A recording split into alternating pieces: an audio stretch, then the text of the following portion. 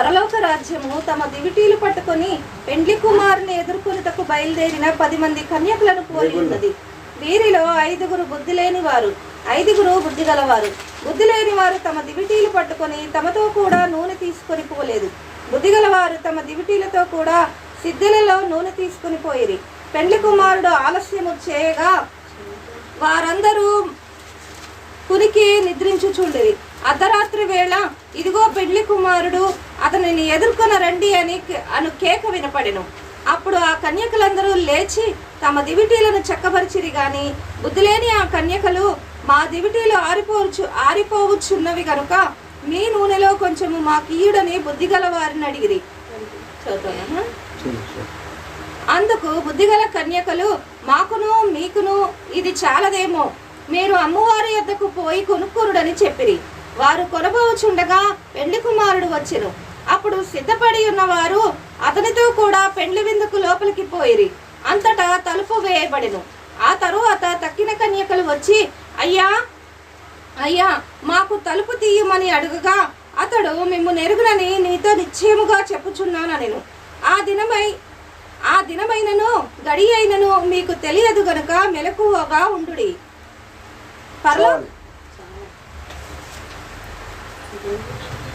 ప్రియులారా, ఇక్కడ మనం గమనించినట్లయితే దేవుని యొక్క లేఖన భాగంలో దేవుని రాజ్యం,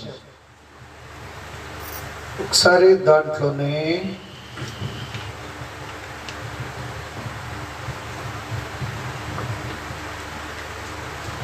మనం గమనించినట్లయితే దేవుని రాజ్యం అసలు ఎక్కడ ఉంది?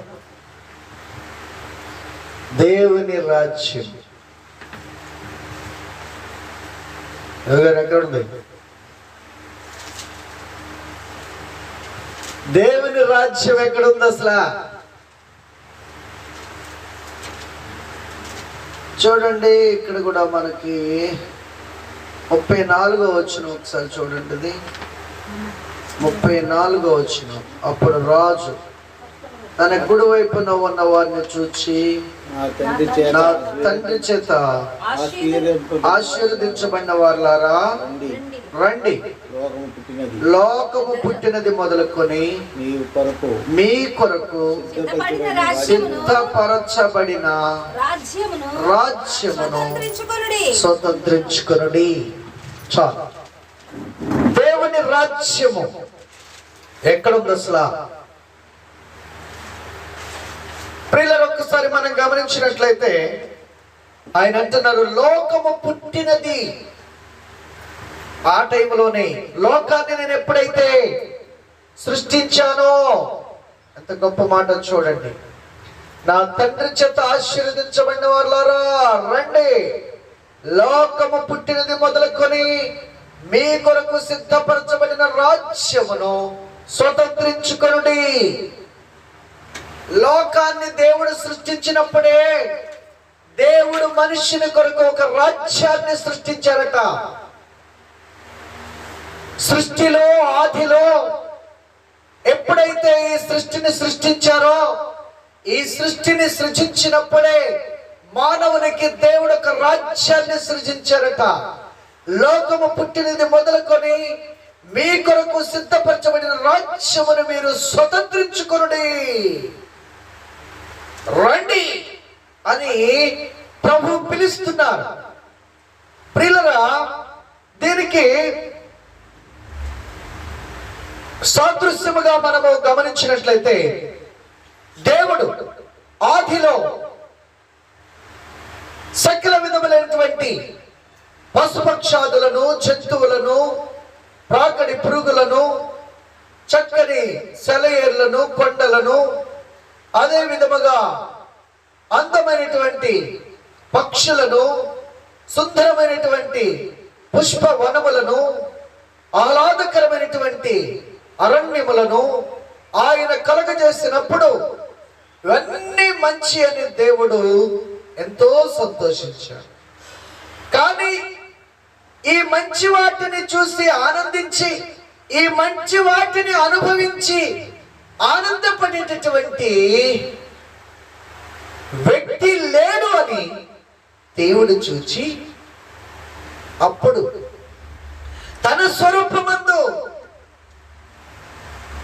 తన స్వరూపములో ఒక వ్యక్తిని నేను తయారు చేయాలి, నిర్మించాలి అని నేల మట్టి నుండి ఆయన స్వరూపములో, ఆయనకి ఎలాగో 2 కాళ్ళు 2 చేతులు, తలకాయి 2 కాళ్ళు 2 కళ్ళు 2 చెవులు, ముక్కు నోరు ఎలాగున్నదో ఆయనకి ఎలాగున్నాయో చక్కగా అలాంటి అవయవాలన్నిటినీ కూడా ఆ మట్టితో ఒక బొమ్మను చేసి, అది దేవుని స్వరూపం. బొమ్మ చేసిన తర్వాత మరలా ఆయన ఆత్మను ఆ బొమ్మలోనికి ఊదేరట. అది జీవము, దేవునిలో ఉన్నటువంటి ఆత్మ జీవం, దానికి మరణం లేదు. ఎలాంటి నిర్జీవమైనటువంటి దానిలోనికైనా ఆయన జీవం వెళితే అది బ్రతుకుతుంది, అది సజీవమవుతుంది, అది కదులుతుంది, అది మాట్లాడుతుంది, అది చూస్తుంది, అది వింటుంది, అది పలుకుతుంది. అందుకని దేవుడు ఒకసారి అన్నారంటే, బాప్తిస్మిచ్చి యోహాను, సర్ప సంతానమా ఏంటి మీరు ఇంకా రాబో ఉగ్రతను తప్పించుకోవడానికి మీరు మారు మనసు పొందరే అని అంటే, మేమంతా అబ్రహాము సంతానం, మేమందరం దేవుని ప్రజలం అని అంటారు. అని అంటే ఆయన అంటారు, లేదు లేదు లేదు, మీరు మారు మనసు తగిన ఫలములు ఫలించట్లేదు, మీరేదో అబ్రహాము సంతానం అని ఆనందపడుతున్నారేమో. దేవుడు ఈ రాళ్ల వలన కూడా జనాంగమును సృజించగలడు. ఈ రాళ్ళు చప్పట్లు కొట్టును అని అన్నాడు, ఈ రాళ్ళు కేకలు వేయును అని అన్నాడు. ఎలా ఎలా దేవుడు తనలో ఉన్న జీవాన్ని పంపిస్తే నిర్జీవమైన ప్రతిదీ జీవము కలిగినటువంటి శక్తిని పొందుకుంటుంది.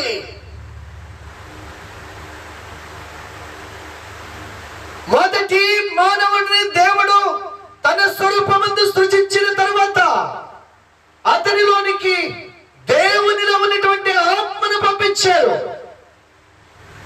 అతడు జీవాత్మ అయ్యాడు. కనుక ఇక అతనికి మరణం లేదు.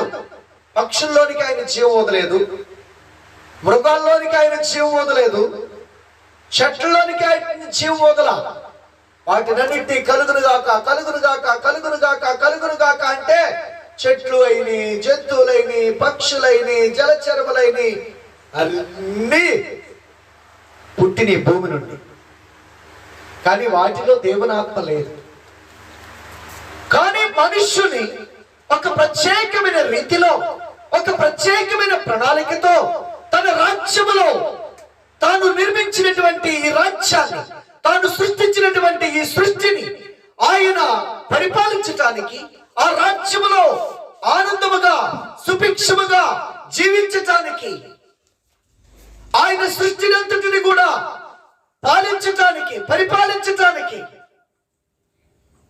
ఒక కాపరిగా దేవుడు తన స్వరూపమందు ఒక బొమ్మను తయారు చేసి దానిలోనికి తన జీవాన్ని ఊది ఆ జీవాత్మ అయినటువంటి వ్యక్తినే మానవుడు అని పిలిచారు, మనుష్యుడు అని పిలిచారు. కనుక ప్రియ సహోదరి సహోదరులారా, దేవుని రాజ్యము పోలినటువంటి ఆ ఏదైనా తోటలో దేవుని రాజ్యమని గుర్తుగా ఉన్నటువంటి ఆ ఏదైనా తోటలో దేవుడు సృజించినటువంటి పక్షులు, జంతువులు, మృగములు, జలచరములు అన్నీ కూడా ప్రేమ కలిగి ఉన్నాయి. అక్కడ మనుషులు, జంతువులు, పక్షులు అన్నీ కలిసి ఒకే కుటుంబంలాగా బ్రతుకుతున్నాయి. ఇప్పటిలాగా జంతువులేమో అడవిలో, పక్షులేమో చెట్ల మీద, మనుషులేమో ఇళ్లలో వేరైపోయాం. వేరు చేయబడ్డాం. కానీ దేవుడు సృజించినటువంటి ఆ దైవ రాజ్యములో, దేవుడు సృజించినటువంటి ఆ దేవుని రాజ్యములో అన్ని కలిసి ఒక కుటుంబంలాగా జీవిస్తూ ఉన్నాయి. అన్ని కలిసి సంతోషముతో ఆనందముతో గంతులు వేస్తున్నారు. మనిషి పులిని చూసి భయపడే పనిలేదు, మనిషి సింహాన్ని చూసి భయపడే పనిలేదు. సింహములు వచ్చి మనుషుల దగ్గరే నిద్రిస్తున్నాయి, పులులు వచ్చి మనుషుల దగ్గరే అవి హాయిగా సేద తీర్చబడుతున్నాయి. ఒకే చెట్టు కింద పులులు, సింహాలు, మనుషులు, పక్షులు, జంతువులు అన్ని హాయిగా నిద్రపోతూ ఉన్నాయి. వీటికి కావలసిన ఆహారం వాటికి అందించబడుతుంది, వీటికి కావలసినటువంటి నీరు వాటికి అందించబడుతుంది. అందరూ కలిసి అక్కడ ఎంతో సంతోషముతో, ఆనందముతో, ఆశీర్వాదముతో నింపబడి ఉన్నారు వాళ్ళు. ఆ మొదటి రాజ్యములో, దేవుడు సృజించినటువంటి ఆ మొట్టమొదటి దైవ రాజ్యములో పాపము లేదు, పరిశుద్ధులుగా ఉన్నారు అందరూ. జంతువులు గాని, పక్షులు గాని, మృగములు గాని, మానవుడు గాని పరిశుద్ధత కలిగి ఉన్నారు. రెండవదిగా ఆ రాజ్యములో శాపము లేదు, అంత ఆశీర్వాదమే, అంత దీవెనే. ఒక్క చోట పుట్టి 4 పాయలుగా చీలి 4 నదులుగా ప్రవహించుచున్నటువంటి ఏదైనా తోట చుట్టూ నీటితో నింపబడిపోయింది. నీరు కొరత లేదు. ఎక్కడ చూసినా పచ్చిక బయళ్ళు, ఎక్కడ చూసినా సెలయేర్లు, ఎక్కడ చూసినటువంటి నీటి జీవ నదుల్లాగా ప్రవహిస్తున్నాయి. కాబట్టి చెట్లు సమృద్ధిగా బ్రతుకుతున్నాయి, ఆహారము సమృద్ధిగా పండుతుంది, కాయలు, పళ్ళు, అన్ని పుష్పాలు, అందమైనటువంటి సెలయేర్లు. ఏదో తోట అంటే 1 ఎకరం 2 ఎకరాలు కాదు, అది ఎన్ని వేల కోట్ల ఎకరాలో మనకు తెలియదు. అది ఎంత గొప్ప అరణ్యముగా ఎంత ఉన్నదో, సెలయేరులతో నింపబడిన భూభాగం ఎంతో, పుష్పవనములతో నింపబడినటువంటి భూభాగం ఎంతో, పక్షులకు ఇవ్వబడినటువంటి భాగం ఎంతో, మనుషులు సేద్యము చేసుకుని బ్రతకటానికి ఉండవలసినటువంటి భాగం ఎంతో, అంత గొప్పదనమాట, అంత పెద్దదనమాట. అది ఏదో తోట అనగానే మనకి ఏమనిపించింది అంటే ఒక 5 ఎకరాలా, ఓ 10 ఎకరాలా, ఒక 100 ఎకరాల తోట అనిపిస్తుంది. అంటే మన కళ్ళకి అవే కనపడతాయి కాబట్టి. కానీ అది అలాంటిది కాదు. అది దేవుడు సృష్టించినటువంటి సృష్టి రాజ్యం, అది దేవుని రాజ్యం. ఆ రాజ్యములో పరిశుద్ధత ఉన్నది, ఆ రాజ్యములో ఆశీర్వాదం ఉన్నది, ఆ రాజ్యములో మరణము లేదు. దేవుని రాజ్యములో ఏమి లేదు, పాపము లేదు, శాపము లేదు, మరణము లేదు. అదే దేవుని రాజ్యము. అదే ఏదైనా తోటలో దేవుడు సృష్టించినటువంటి మొట్టమొదటి ఆయన రాజ్యమునకు సూచనగా కనబడుతున్నటువంటి మహా గొప్ప వనము. ప్రియులరా, అలాంటి సందర్భంలో అక్కడ దుఃఖము లేదు, ఏడ్పు లేదు, ఇది లేదు, అది ఉంది అనేటటువంటి బాధ లేదు, ఈ కొరత, ఆ కొదువ అనేటటువంటి వేదన లేదు. అబ్బా, దేవుడు మానవుడు కలిసి జీవిస్తున్నటువంటి ఆ రాజ్యమే దేవుని రాజ్యం. అదే ఏదేను తోటగా పిలువబడుతున్నటువంటి దేవుని రాజ్యం. అక్కడ దేవుడు ఉదయకాలమున, సాయంకాలమున వారి మధ్యకు ఆకాశమందు తన సింహాసనం మీద నుండి దిగి తన రాజ్యములోనికి వచ్చి ఆ రాజ్యములో ఉన్నటువంటి ఆయన సృజించినటువంటి పక్షులను, ఆయన సృజించినటువంటి జంతువులను, ఆయన సృజించినటువంటి సర్వ సృష్టిని చూస్తూ ఆనందిస్తూ ఆ సృష్టి అంతటి మీద అధికారిగా ఉంచినటువంటి మానవుణ్ణి తన స్వరూపమందు సృజించుకున్నటువంటి తన ప్రియమైనటువంటి స్వరూప్యమైనటువంటి మనుష్యుని చక్కగా అతనితో కలిసి మాట్లాడుతూ, అతనితో కలిసి ముచ్చటిస్తూ, అతడు అన్నిటి గురించి చక్కగా అడుగుతూ ఆయన రాజ్యము అలాగూ సంతోషముతో, ఆనందముతో, ఆ చక్కని వేదన, బాధ, కష్టములు లేక, రోగములు, శోధనలు, సాతాను దాడి అనేది లేక ఎంతో చక్కగా ఉన్నటువంటి ఆయన రాజ్యములోనికి ఒక గొప్ప విపత్తు కలిగింది. ఒకసారి దేవుడు ఏంటంటే తాను సృజించిన ప్రతిదానికి స్వేచ్ఛనిచ్చాడు. తాను సృజించినటువంటి మానవునికి కూడా స్వేచ్ఛనిచ్చాడు. ఇదంతా నువ్వు అనుభవించు, దీనంతటిని నువ్వు పరిపాలించు, దీనంతటి ద్వారా నీవు అభివృద్ధి చెందు అని దేవుడు అతనికి స్వేచ్ఛనిచ్చాడు. ఒక్క ఆజ్ఞ ఇచ్చాడు, ఒకే ఒక్క ఆజ్ఞ ఇచ్చాడు. దేవుని రాజ్యములో పరిశుద్ధులుగా ఉన్నటువంటి మానవునికి, ఆశీర్వాదానికి కర్తగా ఉన్నటువంటి, ఆశీర్వాదానికి హక్కుదారుడుగా ఉన్నటువంటి మానవునికి, మరణము లేక దైవత్వాన్ని పోలి ఉన్నటువంటి ఆ దైవ స్వరూప్యమైనటువంటి మనుషుడికి దేవుడు ఒక గొప్ప ఆజ్ఞ ఇచ్చాడు. ఏంటి ఆజ్ఞ? ఈ ఒక గొప్ప రాజ్యములో ఉన్నటువంటి వాటిని అన్నిటినీ తినవచ్చు, అన్ని చెట్ల ఫలములను భుజించవచ్చు. కానీ ఈ చెట్ల వనములలో ఉన్నటువంటి మధ్య ఉన్నటువంటి వృక్షము యొక్క ఫలములు మాత్రము నువ్వు తినకూడదు.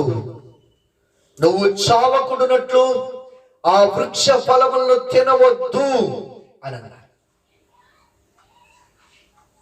దేవుడు తన స్వరూపములో మనుషుని సృజించుకొని తన ఆత్మతో ఆ మనుషుని నింపి తన రాజ్యములో ఆయన్ని ఉంచుకొని ఏ కొరత కొదువ లేకుండా, ఏ కష్టము నష్టము లేకుండా, ఏ బాధ వేదన లేకుండా, ఏ రోగము ఏ యొక్క జబ్బు లేకుండా ఆరోగ్యం ఇచ్చి, ఆయుష్ ఇచ్చి, అభివృద్ధి కలగటానికి సమస్తమును సమకూర్చి ఆయనతో యుగములు తరతరాలు ఉండేటటువంటి నిత్య జీవాన్ని అతనికి అనుగ్రహించి ఆయన రాజ్యములో ఆయనతో కూర్చుండబెట్టుకుంటే ఆ మనుషునికి ఒకే ఒక ఆజ్ఞ ఇచ్చాడు దేవుడు.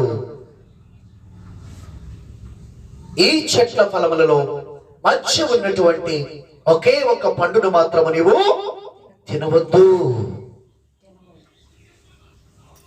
అలాంటి సంతోష సమాధానములతో ఉన్న రాజ్యం, దేవుని చూస్తూ, దేవునితో మాట్లాడుతూ, దేవునితో కలిసి జీవిస్తున్నటువంటి ఆ రాజ్యము,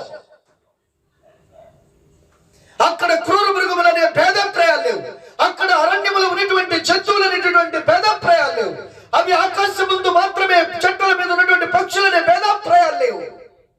పక్షులు, జంతువులు, మృగములు, మానవులు అందరూ కలిసి ఒకే కుటుంబముగా, ఒకే రాజ్యముగా బ్రతుకుతున్నటువంటి దైవ రాజ్యం అది. పాపము లేని పరిశుద్ధ రాజ్యం, శాపము లేని ఆశీర్వాదకరమైన రాజ్యం, మరణము లేనిటువంటి నిత్య జీవము కలిగినటువంటి రాజ్యం అది. అదే దేవుని రాజ్యం. ఆ రాజ్యములో ఉన్నటువంటి మానవునికి ఒక్క ఆజ్ఞ ఇచ్చాడు దేవుడు. ఈ చెట్ల ఫలముల్లో ఒకదాన్ని నీవు తినవద్దు. అంతకు ముందుగానే దేవుడు ఆయన మానవుని కొరకు ఏర్పాటు చేసినటువంటి ఈ సృష్టి ఆరంభంలోనే, ఆదిలోనే దేవుడు కలిగించినటువంటి ఈ రాజ్యానికి, ఓ ప్రియులరా, ఒక గొప్ప మహోన్నతమైనటువంటి మహిమ రాజ్యమునకు అర్హత ఆ దైవ రాజ్యముల నుంచి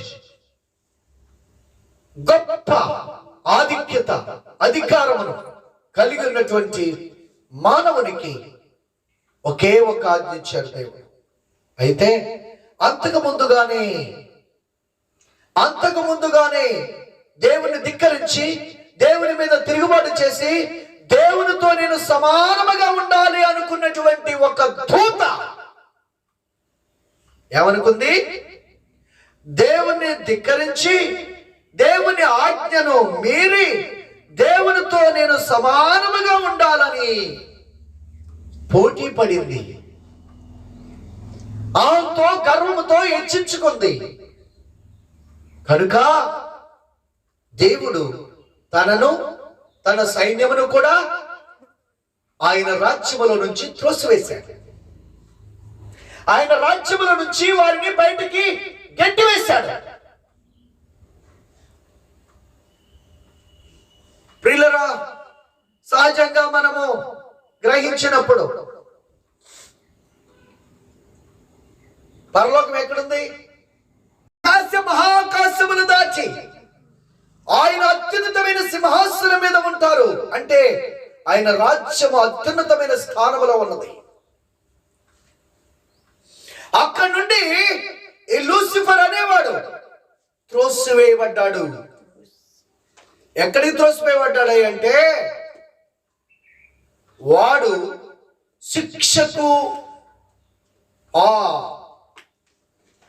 శిక్షను పొందడానికి, శిక్షకు పాత్రుడుగా, శిక్షకు అనుభవించటానికి పాపిగా అతడు చిత్రీకరించబడి, లేదా అతడు శిక్షించబడి, అతడు నేరమును తన మీద నేరము చేసిన వాడిగా, నిరూపించబడిన వాడిగా అతడు తృణీకరించబడి, దేవుని రాజ్యము నుండి త్రోసివేయబడి, యుగములు తరతరములు అతడి కొరకు దేవుడు ఒక లోకాన్ని, రాజ్యాన్ని ఏర్పరిచారు. అది ఏ రాజ్యమో తెలుసా?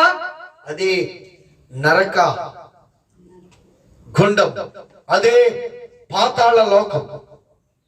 పాతాళం ఎక్కడుంది? పాతాళం ఎక్కడుంది? పాతాళము భూమి క్రింద ఉంది, పరలోకము భూమి పైన ఉంది. భూమి పైన దేవుడున్నాడు, పరలోకములో దేవుడున్నాడు. భూమి కింద ఉండేది దురాత్మ లూసిఫర్, వాడి సైన్యం. భూమి మీద ఉండేది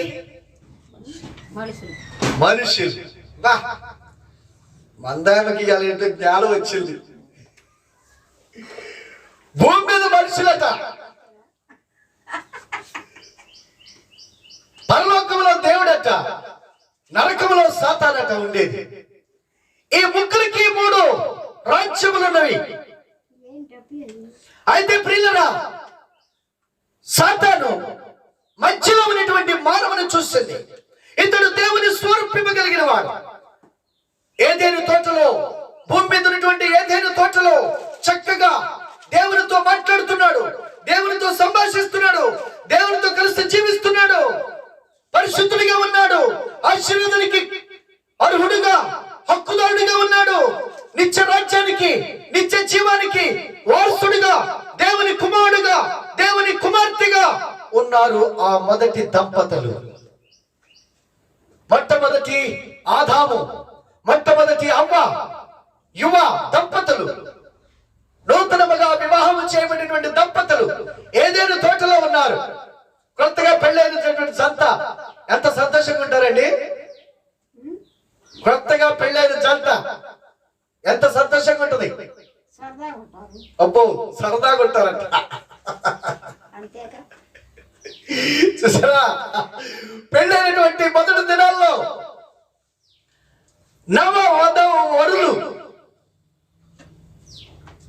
వధువరులిద్దరూ కూడా, నవ దంపతులిద్దరూ కూడా ఎంతో సంతోషంగా ఉన్నారు, ఎంతో ఆనందంగా ఉన్నారు. పక్షులతో ఆడుకుంటూ, జంతువులతో గెంతుతూ, మృగములతో ఆటలాడుకుంటూ, వాళ్ళకి ఇష్టమైనటువంటి ఫలములు తింటూ, ఆనందంగా సంతోషంగా దేవునితో మాట్లాడుతూ, దేవుని సన్నిధిని కలిగి ఎంతో సంతోషంగా ఉన్నటువంటి ఆ నవ దంపతుల యొక్క జీవితంలోనికి తొంగి చూశాడు ఈ లూసిఫర్. తొంగి చూస్తే వాళ్ళకున్న సంతోషము, వాళ్ళకున్న ఆనందం అంతా ఇంత కాదు. వాళ్ళకున్నటువంటి దేవునితో ఉన్న సంబంధము, దేవునితో ఉన్నటువంటి అనుబంధం అంతా ఇంత కాదు. దాన్ని చూసి తట్టుకోలేక ఏం చేశాడో తెలుసా? దేవుని స్వరూపంలో ఉన్నాడు మానవుడు, దేవుని ఆత్మతో నింపబడి ఉన్నాడు మానవుడు. దేవుడు మమ్మను గాని, ఈ సృష్టి అంతటిని గాని కలుగునుగాక అంటే అయింది. కానీ మనిషిని మాత్రం తన స్వారూప్యములో, తన స్వాస్థములతో, ఎంతో ఆశతో, ఆతృతతో, కోరికతో, ఎంతో గొప్ప సంకల్పముతో, ఉద్దేశముతో మానవుని సృష్టించి ఈ సర్వ సృష్టి మీద అతనికి అధికారం ఇచ్చాడు. ఈ సర్వ సృష్టిని అతని యొక్క హస్తగతము చేశాడు.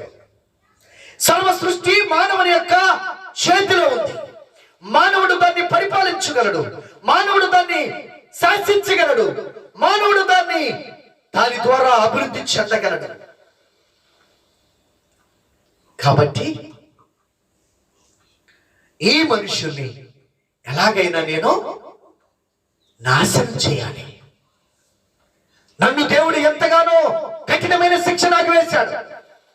నాకు పాతాళ పిలువలో నన్ను తోసివేశాడు. యుగాలు తరతరాలు ఆరని అగ్నికి నన్ను ఆహుతి చేశాడు.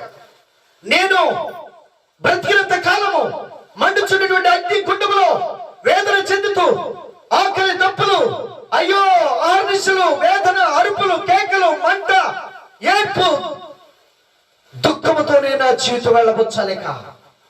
కాబట్టి దేవుడు సృష్టించినటువంటి ప్రేమతో తయారు చేసుకున్నటువంటి గొప్ప సంకల్పంతో ఉద్దేశంతో నిర్మాణం చేసుకున్నటువంటి ఆ నరుణ్ణి నాతో పాటు నరకానికి తీసుకువెళ్ళాలి అనే ఆలోచనతో, అనేటటువంటి కోరికతో ఏం చేసిందో తెలుసా? నిదానంగా వీళ్ళిద్దరు కొంచెం దూరంగా ఉండి, దూరంగా వాళ్ళ పక్షులు, జంతువులు ఒకళ్ళు చూస్తున్నారు, పక్షులు ఒకళ్ళు చూస్తున్నటువంటి ఆ సమయంలో ఎప్పుడైతే ఆ మధ్య ఉన్నటువంటి మంచి చెడులు తెలివనిచ్చేటువంటి దేవుడు తినవద్దన్నటువంటి ఆ వృక్షానికి సమీపముగా అవ్వ ఉన్నటువంటి తరుణములో అక్కడికి వెళ్ళింది లూసిఫర్. వెళ్ళి అవ్వా ఈ తోటలో దేవుడైన యెహోవా ఏ చెట్టు ఫలమునైనా తినవద్దని మీతో చెప్పాడా? చెప్పిన సంగతి దానికి తెలుసు, ఆజ్ఞ ఇచ్చిన సంగతి దానికి తెలుసు. దేవుడు నాకు ఒక ఆజ్ఞ ఇచ్చాడు, ఆ ఆజ్ఞ మీరటం వల్లే నన్ను దేవుడు నరకానికి త్రోసివేశాడు అని కూడా దానికి తెలుసు. కాబట్టి ఇప్పుడు మనిషిని కూడా ఆ ఆజ్ఞ మీరేటట్లు చేసి దేవుని ద్వారానే శాపము కలిగేటట్లు చేసి శాపగ్రస్తుడిగా నాతో పాటు నరకానికి తీసుకెళ్ళాలి అని తెలుసు. కానీ వచ్చి చెప్తా ఉంది, ఏమని చెబుతుంది? అవ్వా ఈ తోటలో దేవుడైన యెహోవా ఏ చెట్టు ఫలమునైనా తినవద్దని చెప్పినాడా? అవును చెప్పారు. అందుకు స్త్రీ ఈ తోట చెట్ల ఫలములను మేము తినవచ్చు. అయితే తోట మధ్యనున్న చెట్టు ఫలములను గూర్చి దేవుడు మీరు చావకుండునట్లు వాటిని తినకూడదని వాటిని ముట్టకూడదని చెప్పినని సర్పముతో అనెను. ఏం చెప్పాడంట? అవ చెబుతుంది, ఓ సర్పమా ఇదిగో దేవుడైన యెహోవా చెప్పారు, ఈ మధ్య ఉన్నటువంటి చెట్టు ఫలములను నువ్వు తినవద్దు, నువ్వు చావకుండా ఉండునట్లు వాటిని తినవద్దు, వాటిని ముట్టవద్దు. వాటిని తినమునా ముట్టు తినమునా నిత్యముగా నీవు చస్తావు. అంటే వాళ్ళకి చావు ఉందా? చావు లేదు. మొదటి దంపతులకు మరణము లేని మృత్యుంజయులుగా ఉన్నారు. యుగాలు తరతరాలు జీవించేటటువంటి జీవాన్ని కలిగి ఉన్నారు. దేవుడు ఎలాగూ యుగాలు తరతరాలు జీవిస్తున్నారో అలాగే మానవుడు కూడా దేవునితో యుగాలు తరతరాలు జీవించేటటువంటి గొప్ప ఆధిక్యతను కలిగి ఉన్నాడు. అలాంటి గొప్ప ఆధిక్యత కలిగినటువంటి ఆ మానవుని చూచినటువంటి సాతాను ఓర్వలేకపోయింది. అప్పుడు సాతాను అంటుంది, అవ్వా నువ్వు చావనే చావు. అందుకు సర్పము మీరు చావనే చావరు. ఎలయనగా మీరు వాటిని తిని తినమున మీ కన్నులు తెరవబడిననియు చెడ్డలను ఎరిగిన వారై మీరు మంచి చెడ్డలను ఎరిగిన వారై దేవతల వలె ఉందురనియు దేవతల వలె ఉందురనియు దేవునికి తెలియనని స్త్రీతో చెప్పగా ఆ స్త్రీ ఆ వృక్షము ఆహారమునకు మంచిదని కన్నులకు అందమైనది వివేకమిచ్చు రమ్యమైనది చూచినప్పుడు ఆమె దాని ఫలములలో కొన్ని తీసుకొని తిని తనతో పాటు తన భర్తకును ఇచ్చెను. అతను కూడా వారిద్దరి కన్నులు తెరవబడెను. తెరవబడ మూయబడిపోయినాయి. బాహ్య నేత్రాలు తెరవబడి అప్పటి వరకు బాహ్య నేత్రాలు లేవు, మూయబడిపోయినాయి. ఆత్మ నేత్రాలు కలిగి ఉన్నారు, ఆత్మీయంగా జీవిస్తున్నారు, ఆత్మలో మాట్లాడుతున్నారు, ఆత్మానుసారంగా దేవుని చూస్తున్నారు, ఆత్మానుసారంగా దేవునితో మాట్లాడుతున్నారు. ఆత్మతో నింపబడిన వారుగా, ఆత్మానుసారులుగా, పరిశుద్ధులుగా, దేవుని పోలిన వారిగా, దేవుని యొక్క కుమారులుగా కుమార్తెలుగా, మరణము లేని వారిగా, పరిశుద్ధులుగా, ఆశీర్వాద కర్తలుగా, సమస్తమైనటువంటి సృష్టిని పరిపాలించేటటువంటి దేవుని యొక్క ఆ కుమారులు కుమార్తెలు అంటే ఏమంటారు వాళ్ళని? యువరాజు యువరాణి. అలా ఉన్నారు. యువరాజు యువరాణిలాగా ఉన్నటువంటి వారు తమ తండ్రి సృష్టికర్త, తమ తండ్రి దేవాతి దేవుడు, తమ తండ్రి సమస్తమును సృజించినటువంటి మహా గొప్ప శక్తి కలిగినటువంటి మహాదేవుడు. అలాంటి దేవుని కుమారుడు కుమార్తె వాళ్ళు ఈ యొక్క సాతాను మాటలు విన్నారండి. సాతాను మాటలు విన్నారు. అయ్యో ఎంత దుఃఖం! దేవుడు చెప్పినటువంటి ఆజ్ఞ, దేవుడు చెప్పిన మాట లెక్క లేదు వాళ్ళకి. పెడచెవిని పెట్టారు.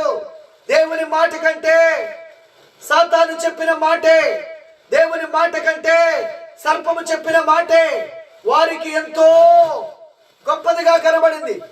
అదే నిజమైందిగా కనబడింది, అదే విలువైందిగా కనబడింది. ఏది విలువైంది, ఏది నిజమైంది? గ్రహింపు ఉందా వాళ్ళకి? గ్రహింపు లేదు. ఇక్కడే మనం గ్రహించాలి. ఈ లోకమంతటిని సాతాను అలాగే. సహోదరుడా, సహోదరి, ఇప్పటికి కూడా నువ్వు యేసు ప్రభువుని తృణీకరిస్తున్నావంటే, ఆనాడు ఏ విధంగా అయితే దేవుడు చెప్పిన ఆజ్ఞను విస్మరించేలా చేసి, దేవుడు చెప్పిన ఆజ్ఞ కంటే ఈ ఆజ్ఞ, ఇదిగో నువ్వు చావనే చావు, దాన్ని తిను, నీ కళ్ళు తెరవబడతాయి, నువ్వు దేవదూతులుగా పరిశుద్ధులుగా అయిపోతావు, నీకు మరణం రాదు, నువ్వు ఆశీర్వాదానికి కాదు ఈ నంతటిని పరిపాలించే చక్రవర్తి అయిపోతావు అనే మాటలు నమ్మారు. ఈనాటికి ఈ లోక దేవత సమస్తమైన మానవాళి యొక్క మనోనేత్రాలకు గుడ్డితనము కలిగజేసి, ఆనాడు వాళ్ళ మనోనేత్రాలకు గుడ్డితనము కలిగజేసి, ఏ విధంగా అయితే దేవుని ఆజ్ఞను ధిక్కరించి, దేవుని ఆజ్ఞను తృణీకరించి తినవద్దనేటువంటి చెట్టు పండు తిన ద్వారా ఆ కుటుంబంలోనికి, వారి జీవితంలోనికి పాపము, శాపము, మరణము ఎలా వచ్చిందో, ఈ రోజు సాతాను కూడా నీ జీవితాన్ని, నీ కుటుంబాన్ని అలాగే చేస్తున్నాడు. నిజ దేవుడు ఎవరో తెలుసుకోకుండా, లోక రక్షకుడు ఎవరో తెలుసుకోకుండా, నిన్ను సృష్టించిన సృష్టికర్త ఎవరో తెలుసుకోకుండా, నీ క్షేమాన్ని కోరుకునే దేవుడు ఎవరో నువ్వు గ్రహించకుండా, నీ కొరకు దేవుడు ఒక రాజ్యాన్ని సంతోష సమాధానములతో ఆయనతో ఉండేటటువంటి ఒక దైవ రాజ్యాన్ని నీ కొరకు ఏర్పాటు చేశారనే గ్రహింపు లేకుండా చేసి సృష్టిని పూజించేలా నిన్ను చేస్తుంది,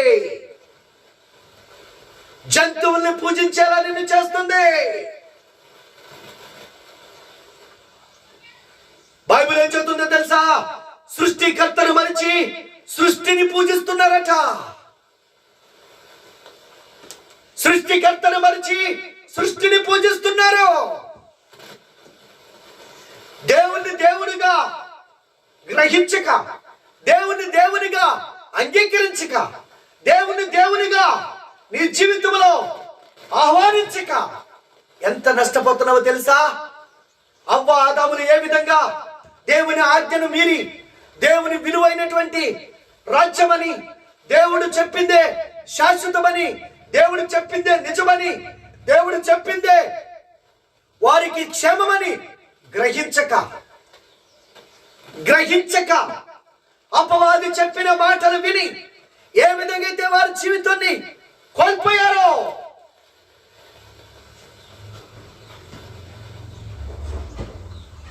ఏ విధంగా ఆ మొదటి కుటుంబంలోనికి, పరిశుద్ధమైన కుటుంబంలోనికి ఏమొచ్చింది? పాపం వచ్చింది. ఆశీర్వాదములతో నింపబడినటువంటి ఆ కుటుంబంలోనికి ఏమొచ్చింది? శాపం వచ్చింది. మరణము లేనిటువంటి ఆ కుటుంబంలోనికి ఏమొచ్చింది? మరణం వచ్చింది. దేవుని రాజ్యము నుంచి దేవుడు వారిని ఆ ఏదైనా తోటలో నుంచి వారిని బయటికి వెళ్ళగొట్టేశాడు. దేవుని రాజ్యములో నుంచి ఎప్పుడైతే సాతాను ఆ విధంగానే చేసి దేవుని ధిక్కరించి దేవుని రాజ్యము నుంచి, పరలోకం నుంచి త్రోసివేయబడింది.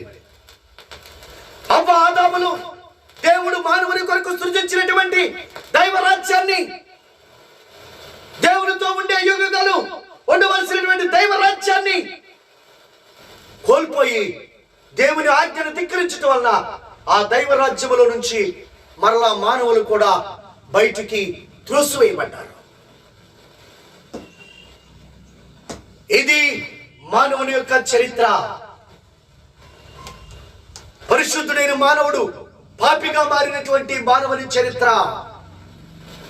సకల ఆశీర్వాదములతో నింపబడినటువంటి మానవ కుటుంబంలోనికి శాపాన్ని తెచ్చుకున్నటువంటి చరిత్ర. దేవుని రాజ్యములో ఉన్నటువంటి యుగములు తరతరములు మరణము లేని మృత్యుంజయుడిగా దేవునితో ఉన్నటువంటి మానవునికి మరణము సంభవించినటువంటి చరిత్ర. కనుక ఆ విధముగా మనుష్యుడు పరిశుద్ధతను కోల్పోయి పాపిగా మారిపోయాడు. ఆశీర్వాదానికి కర్తగా కోల్పోయి శాపగ్రస్తుడైపోయాడు. యుగములు తరతరములు మరణం లేని మృత్యుంజయుడిగా దేవుని రాజ్యములో ఉండవలసిన వాడు మరణానికి అప్పగించబడి నిత్య పాతాళానికి త్రోసివేయబడుతున్నాడు.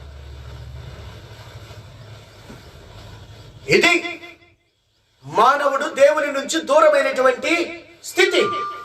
అయితే మొదటి మానవుడు, మొదటి కుటుంబము, మానవ కుటుంబము దేవునితోనే ఉన్నది. దేవునితో సంతోషంగా ఆనందంతో ఉన్నది.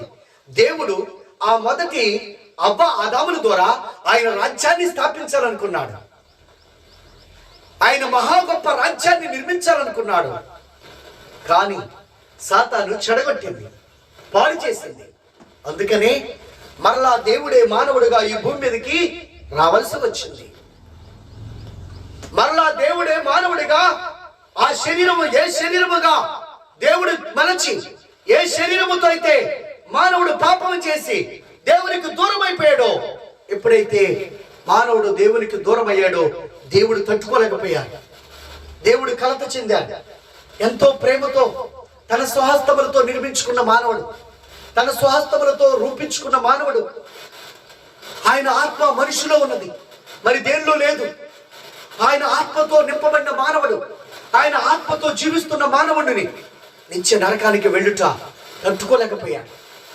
అందుకనే మానవునికి వచ్చేటటువంటి మరణ శిక్షను ఆయన మీద వేసుకొని, మానవునికి వచ్చేటటువంటి నరక శిక్షను ఆయన మీద వేసుకొని, మానవుడు చేసినటువంటి సమస్త పాపములకు ఆయనే పరిహారము చెల్లించడానికి మానవ రూపము దాల్చి మనుషుడిగా మరలా మన మధ్య మానవుడిగా పుట్టవలసి వచ్చింది. మనిషిగా పుట్టి మనిషిగా 33 సంవత్సరములు జీవించి మానవుడు చేసిన ప్రతి పాపం నుంచి మరలా విడిపించి పరిశుద్ధునిగా మార్చటానికి, మానవుడు చేసిన పాపానికి వచ్చిన శాపము నుంచి విముక్తుని చేసి ఆశీర్వాదానికి మరలా కర్తగా, ఆశీర్వాదానికి అర్హుడుగా, హక్కుదారునిగా చేయటానికి,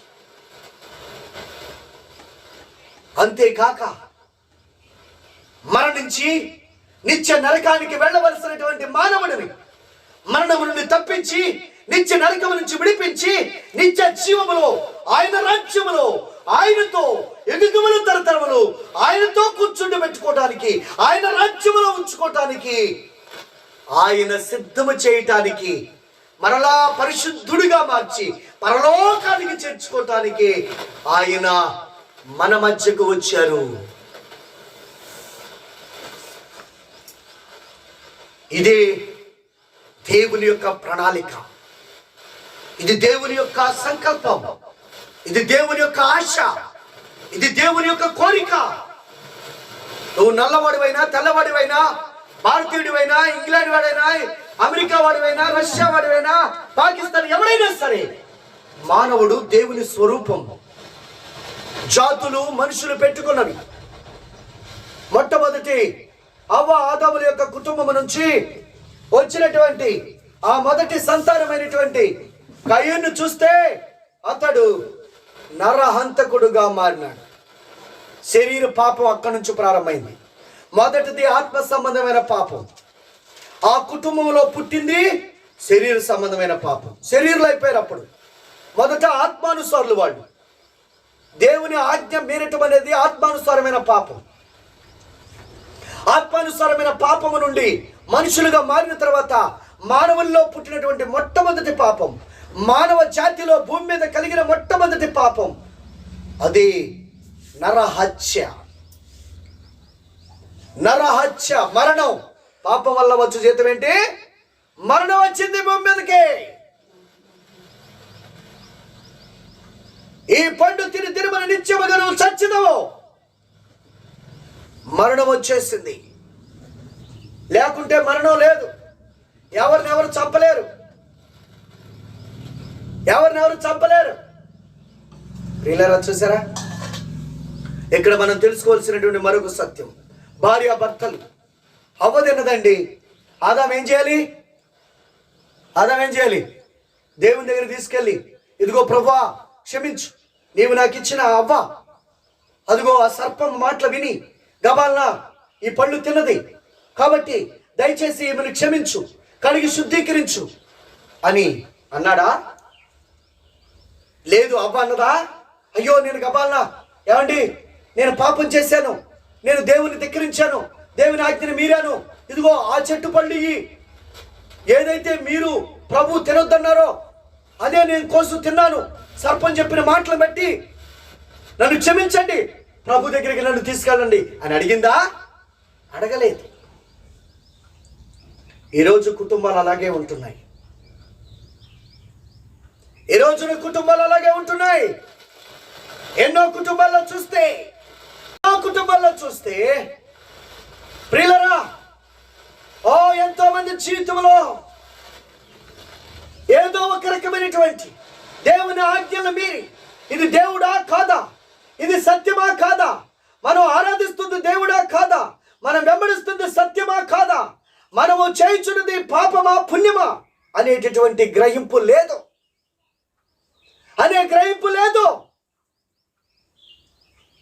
స్త్రీ పాపము చేస్తే ఆ పాపాన్ని కప్పెట్టుకోవడానికి పురుషుడు కూడా పాపానికి అదే పాపంలోనికి లాగుతుంది. నీకు తెలియదు అది సత్యమని, నీకు తెలియదు అది దేవుడని, నీకు తెలియదు అది నిన్ను కాపాడేటటువంటి దైవం అని, కానీ అదే పూజ చేయమంటుంది, అదే వ్రతం చేయమంటుంది. లోకములో ఇంకా సాతాను యొక్క కబంధస్థులు ఉన్నవాళ్ళు మొదటి పాపం ఎలాగైతే నరహత్య వచ్చిందో, ఆస్తి కోసం, డబ్బు కోసం, బంగారం కోసం, అధికారం కోసం, పదవుల కోసం మనుషుల్ని చంపేస్తున్నారు ఈ దినాల్లో. ఆ రోజు ఏ విధంగా అయితే జరిగిందో, నన్ను ప్రేమించలేదు, నన్ను ఘనంగా ఎంచలేదు, నా యొక్క కానుకను దేవుడు అంగీకరించలేదు అని స్వార్థముతో, స్వనీతితో, ఒక రకంగా అసూయతో ఏ విధంగా చంపబడ్డారో, ఈ దినమున తమ అధికారాన్ని సంపాదించుకోవడం కోసం, అధికారం కోల్పోతామేమో, లేకుంటే తమకున్నటువంటి ఆస్తిని కోల్పోతామేమో, తమకున్నటువంటి హోదాను కోల్పోతామేమో అనేటటువంటి దానితో సత్యాన్ని ప్రకటిస్తున్నటువంటి వ్యక్తులను, సత్యాన్వేషణతో జీవిస్తున్నటువంటి మనుషులను చంపేస్తున్నారు. యేసు ప్రభు అంటే అదొక మతం అని, యేసు ప్రభు అంటే అదొక జాతికి కులానికి చెందినటువంటి దేవుడని చిత్రీకరిస్తూ ఆ విధంగా సాతాను మనుషులను నరకానికి ఈడ్చుకెళ్ళిపోతా ఉంది. యేసు ప్రభు ఎక్కడైనా చెప్పారా నాదొక మతం అని? ఇది రాజ్యము, దేవుని రాజ్యము, పరలోక రాజ్యము. ఆయన ఎక్కడ చూసినా కానీ దేవుని రాజ్యము, పరలోక రాజ్యము. పరలోక రాజ్యము సమీపించింది కనుక మారు మనసు పొందుడని ప్రకటింప మొదలు పెట్టారట ఆయన. ప్రియులారా, దేవుని రాజ్యములో ఉన్న మానవుడు దేవుని ఆజ్ఞను మీరి పాపము చేసి పాపిగాను, శాపగ్రస్తుడుగాను, మరణ పాత్రుడుగాను మారి ఈ భూమి మీద అనేకమైనటువంటి శరీర పాపములతో నిండి నరకానికి చేరకముందే ఆ వ్యక్తిని రక్షించగలనటువంటి గొప్ప సంకల్పంతో దేవదేవుడే భూమి మీదకి దిగొచ్చేశాడు. దేవదేవుడే భూమి మీదకి దిగొచ్చేశాడు. దిగొచ్చేసి ఆ మహాప్రభువే, ఆయనే సర్వమానవుల యొక్క పాపము కొరకు, మొన్నే గుడ్ ఫ్రైడే చేసుకున్నాం కదా. గుడ్ ఫ్రైడే అంటేనే సర్వమానవాళికి పాప విమోచన కలిగిన రోజు, సర్వమానవాళికి శాప విముక్తి కలిగిన రోజు, సర్వమానవాళి యొక్క మరణానికి విడుదల దొరికిన రోజు, విడుదల వచ్చిన రోజు. పరిశుద్ధులుగా మారటానికి మార్గము సరళమైన రోజు, ఆశీర్వాదానికి కర్తలుగా తీర్చబడటానికి కృప దొరికిన రోజు, నిత్య జీవానికి చేరడానికి, దేవునితో యుగగల తరతరాలు జీవించటానికి, దైవపుత్రులుగా అభిషేకము పొందటానికి ఏర్పరచబడినటువంటి మహోన్నతమైన రోజు. కనుక ప్రియులరా, అలాంటి మహా గొప్ప ఆ కృపను ఇవ్వడానికి యేసయ్య ఈ భూమి మీదకి వచ్చారు. కనుక మన జీవితంలో మనం గ్రహిస్తున్నామా? తండ్రి తప్పైన మార్గంలో వెళ్తే తల్లి అదే మార్గంలోకి వెళ్తుంది, పిల్లలు అదే మార్గంలోకి వెళ్తున్నారు. సత్యం ఏదో గ్రహించలేకపోతున్నారు, దేవుడేదో దైవం ఏదో గ్రహించలేకపోతున్నారు, వారి సృష్టికర్త ఎవరో గ్రహించలేకపోతున్నారు. ఇది మతమా మార్గమా గుర్తించలేకపోతున్నారు. దేవుని రాజ్యము పరిశుద్ధత కలిగి ఉంటుంది. దేవుని రాజ్యము ఆశీర్వాదంతో నింపబడి ఉంటుంది. దేవుని రాజ్యము మరణము లేనిటువంటి మహిమతో నింపబడి ఉంటుంది. కనుక ఆ రాజ్యానికి చేర్చటానికి యేసు ప్రభు మరలా ఆయన చనిపోయి, మనందరి శిక్ష ఆయనే భరించి సిలువలో చనిపోయి సమాధి చేయబడి 3వ దినమున తిరిగి లేచి ఆరోహణమైపోతున్నప్పుడు ఆయన చెప్పారు, మరలా నేను వచ్చి మీ అందరినీ పరలోకానికి తీసుకువెళతాను. ఇప్పుడు మనం చదువుకున్న లేఖన భాగం అది. ఆయన ఇప్పుడు రాబోతున్నారు. ఎలాగో తెలుసా? పెళ్లి కుమారుడిగా రాబోతున్నారట. ఎలా రాబోతున్నారు? పెళ్లి కుమారుడిగా రాబోతున్నారు. కాబట్టి మనమందరము పెళ్లి కుమార్తెగా సిద్ధపడాలి. పెళ్లి కుమార్తెగా సిద్ధపడాలి. మనము పెళ్లి కుమార్తెగా సిద్ధపడేటటువంటి తరుణం ఇది, సిద్ధపడేటటువంటి సమయం ఇది.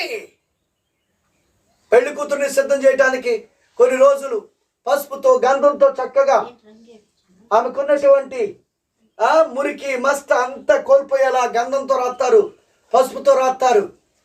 కొన్ని రోజులు అలా కడిగి ఆమెను శుద్ధి చేస్తారు. ఆ తర్వాత చక్కని ఆ అలంకరణతో వస్త్రములతో అలంకరిస్తారు. అలాగే మనం కూడా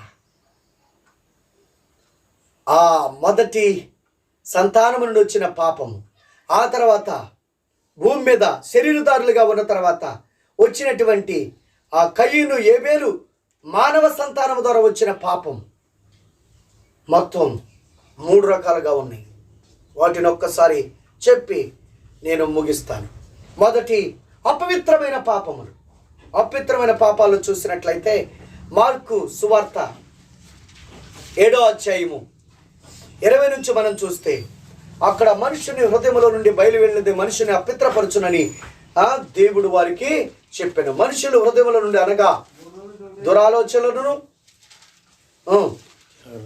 జారత్వములను, నరహత్యలను, వ్యభిచారమును, కాముకత్వమును,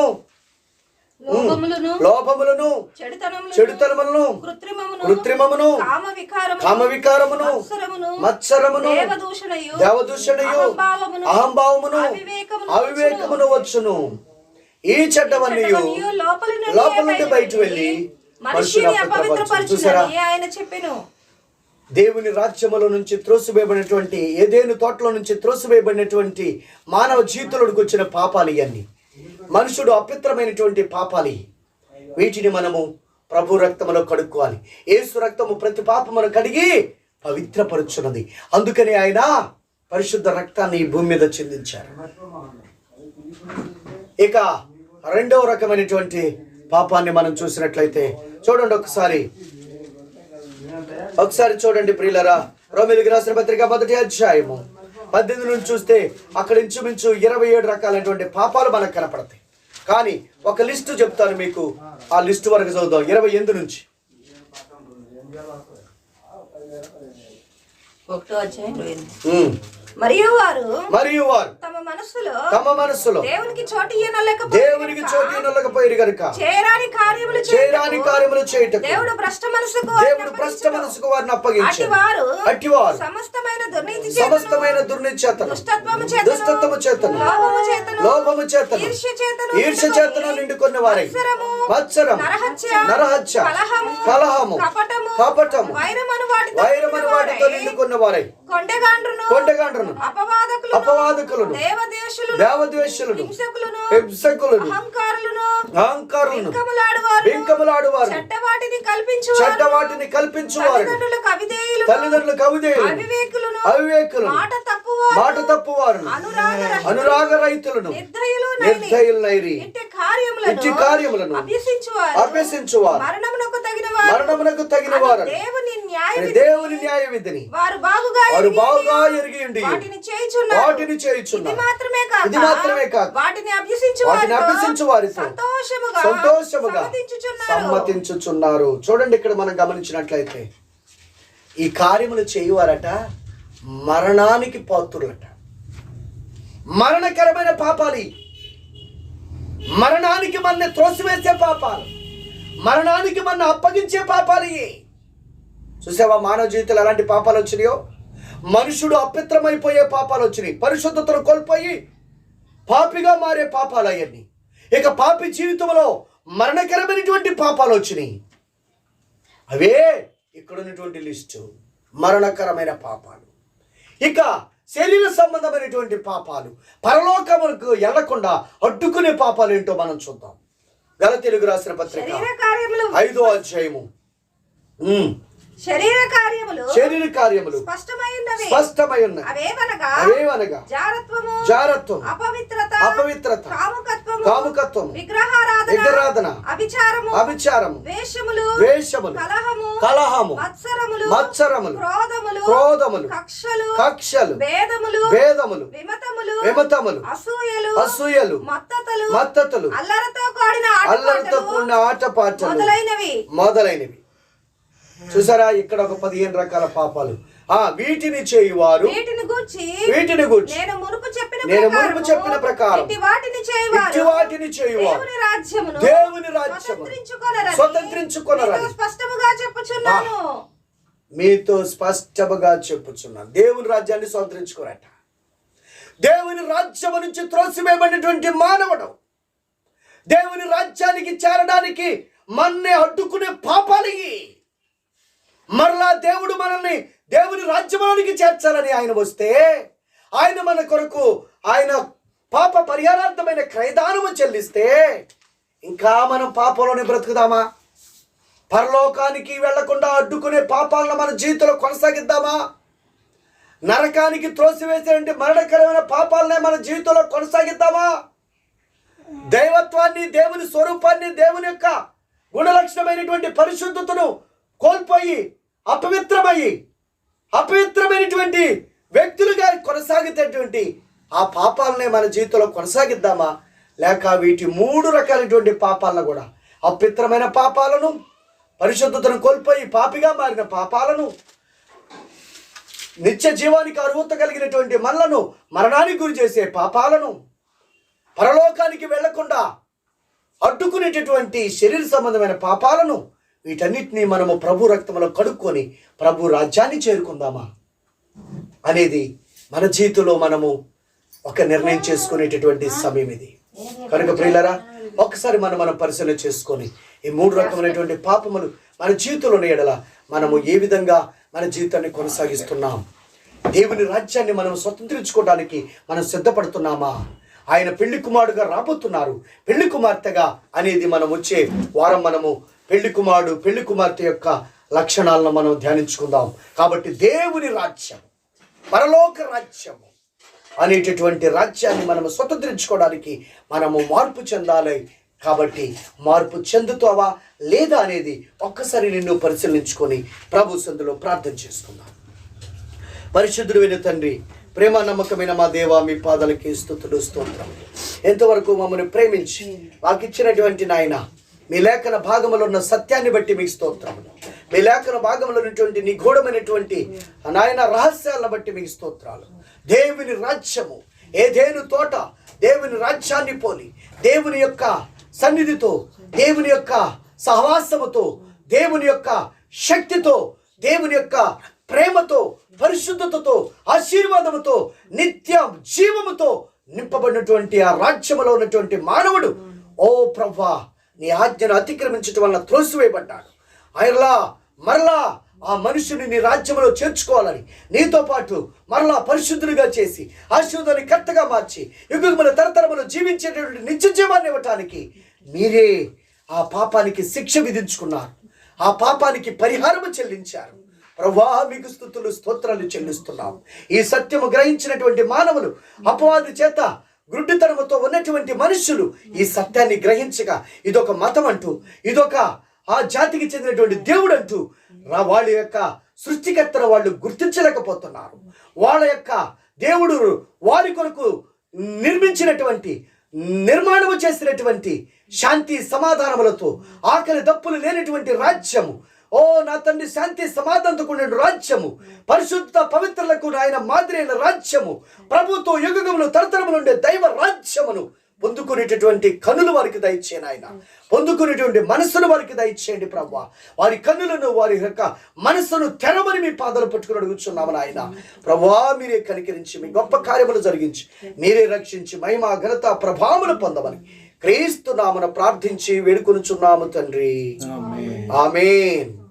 తండ్రి అయినటువంటి దేని యొక్క దీవెన, కుమారుడైన యేసుక్రీస్తు వారి కృప, పరిశుద్ధాత్మ తండ్రి యొక్క అన్యోన్య సహవాసం ఇదిగో ఇక్కడున్న మనకును, ఈ వాక్యం వినుచున్న ప్రతి బిడ్డలకును ఆయన కృప సమృద్ధిగా, ఆయన ఆత్మ సమృద్ధిగా కుమ్మరించబడి, సర్వ సత్యములోనికి నడిపించబడి, ప్రతి పాపము నుంచి కడగబడి, పరిశుద్ధులుగా మరలా దేవుని రాజ్యాన్ని, దేవునితో ఉండేటటువంటి పరిశుద్ధమైనటువంటి జీవితాన్ని, దేవునితో ఉండేటువంటి ఆశీర్వాదకరమైనటువంటి జీవితాన్ని, దేవునితో ఉండేటటువంటి యుగముల తరతరములో సజీవుడిగా ఉండేటటువంటి దైవ రాజ్యాన్ని సంపాదించుకునే కృపను ప్రతి ఒక్కరికి ఆ మహాప్రభువే ప్రసాదించి మహిమ ఘనత ప్రభావములు ఆయనే పొందునుగాక.